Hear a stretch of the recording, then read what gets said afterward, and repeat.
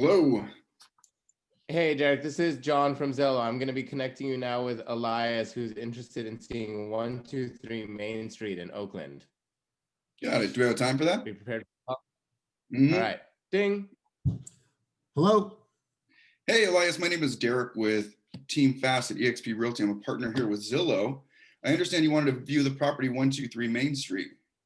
Yeah, absolutely. Awesome. Did you have a particular time? Yeah, I am open tomorrow between 2 and 6. 2 and 6. Awesome. All right. So here's what I'll do. I'll take a look real quick, schedule with you. I'm going to send you a text right now with my name, phone number, and email, so you have my contact information. Zillow should also provide that to you along with a survey. So if you could take a second, fill that out. You'll have my email information there. Okay. And then I'll confirm that time and appointment with you, what's available. Real quick though, the house that you were looking at, what was it that had you interested? We just love the Laurel, and so we've always wanted to live in that area. And I was curious, Derek, is that house going to sell for over that 900 mark? Because it's listed at 900. Do you think it's going to be a competitive home? Personally, I'm not sure how much offer interest they've gotten so far.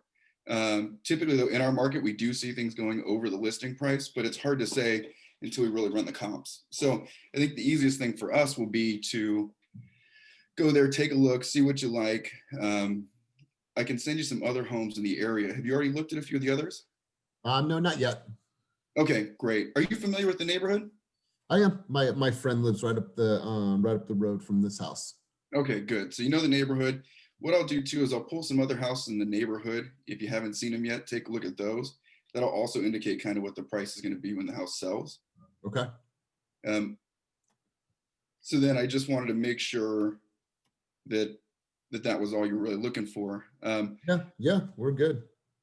Perfect. All right, I'll send you the information and then follow up right now. Like I said, I'll send you my information. Zillow will send you information as well as with the review.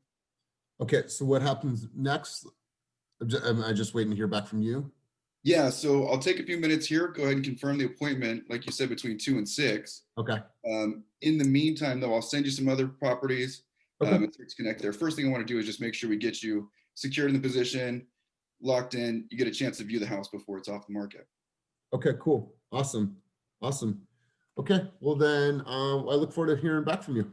Great, do it right away. Cool, awesome. All right, cut. All right, good stuff, Eric. Good stuff, Eric. Good stuff, Derek.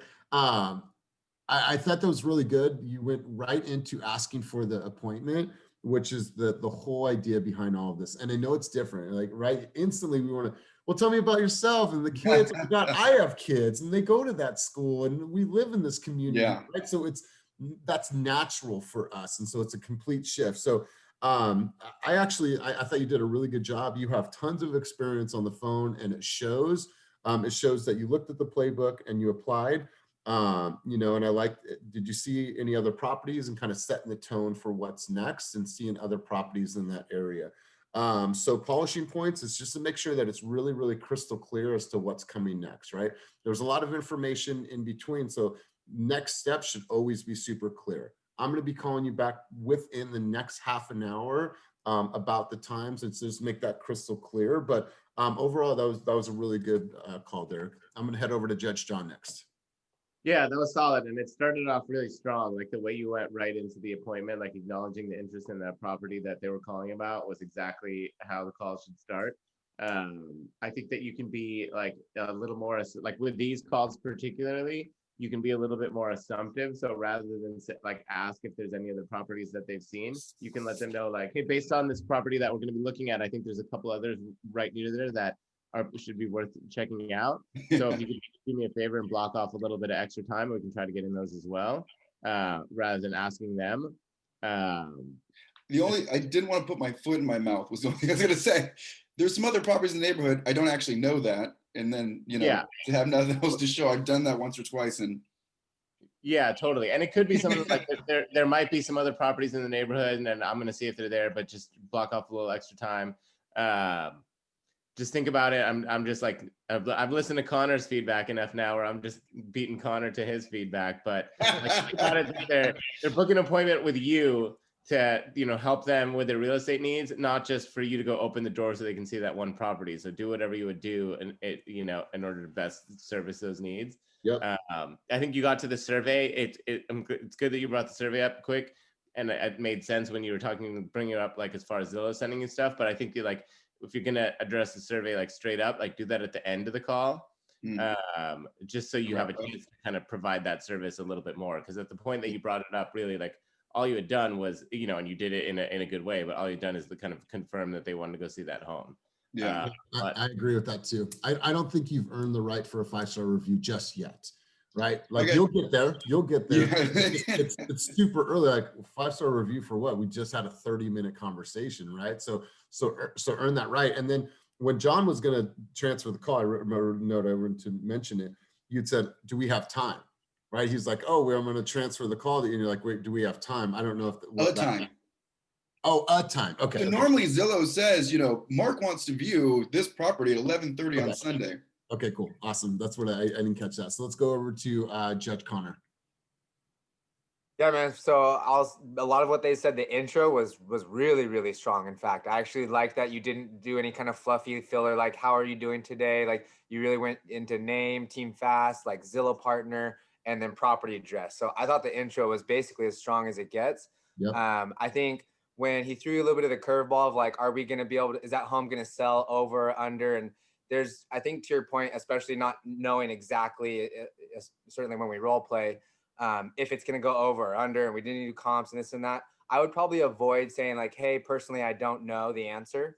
And maybe I've been throwing this one as feedback a lot, but just labeling Elias's emotion. So like, hey, it seems like you're pretty familiar with the market, or it sounds like you've been doing a little bit of research on how hot the market is.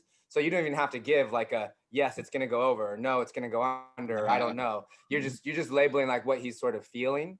And then that would be a great way to hit the motivation point. And then you did really good job on the location. I think you brought up multiple properties. You definitely did a little asking, but you also did a little bit of assumptive, I think, which was good there. So all around, I thought the end-to-end format was great. So so like keep it up, man. Thanks. Yeah, I like this style. You know, a couple of you guys know, but I had, you know, Redfin, Boomtown, Bank of America, DTS. I've done this kind of style where it's like, just get the appointment, get in front of them, and get the 5-star review, or we won't give you leads anymore. So, you know, it's short, sweet. For me, it's like a 3-minute phone call, book them, get them, lock them. What I love about Team Fast is that buyer's consultation now, if they can't meet same day, then we schedule the buyer's consultation same day.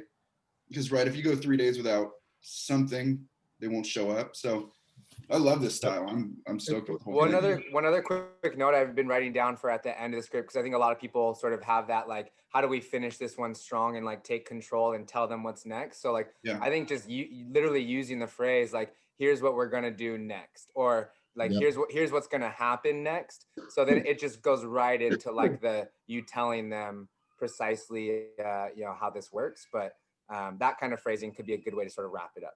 Totally. Yeah, and I want to put something down. Like I love Elias said, you know, in 30 minutes, that kind of stuff, right? Take the questions and doubt out of their mind in advance. Like you guys are saying, hey, I'm going to schedule it now. I'll get back to you within 30 minutes, whether it's scheduled or not, you know, and then it's setting the tone. Yeah. It's setting the tone that you're a leader and you're a teacher, right? We need to establish that early on, that we're not just door openers. We're not just a Redfin agent that's going to open a door. We're leaders and teachers in this. And what I love about this is that the style that we're used to caters mostly to a kinesthetic type of learner, the touchy, the feely. Oh my God, how are you? How are the kids?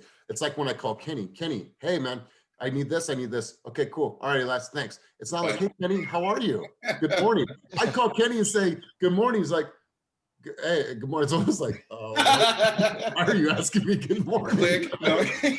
So that style doesn't cater to everybody. People want instant. Maybe it might be downstairs. Why is this dude asking me how I am? Does he really freaking care, right? Get the appointment, then build the relationship. So I'm going to turn it over to Judge Kenny. I think it started off really strong. And then it just had some hiccups. I was confused about the time thing. I think the word time was said like 3 times. And then the survey coming in early was just really strange because I think you only had like 3 sentences. It wasn't even rapport wasn't even built. Not that we're trying to build rapport, but I think that's say towards the end after they actually had time to, between the confusion and that, I don't know, like I can't remember which parts was with, but that's the feel of the experience for the buyer would have been scrambled too.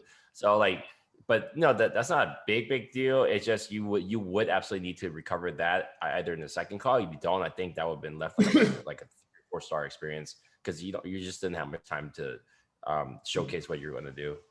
And then with you guys.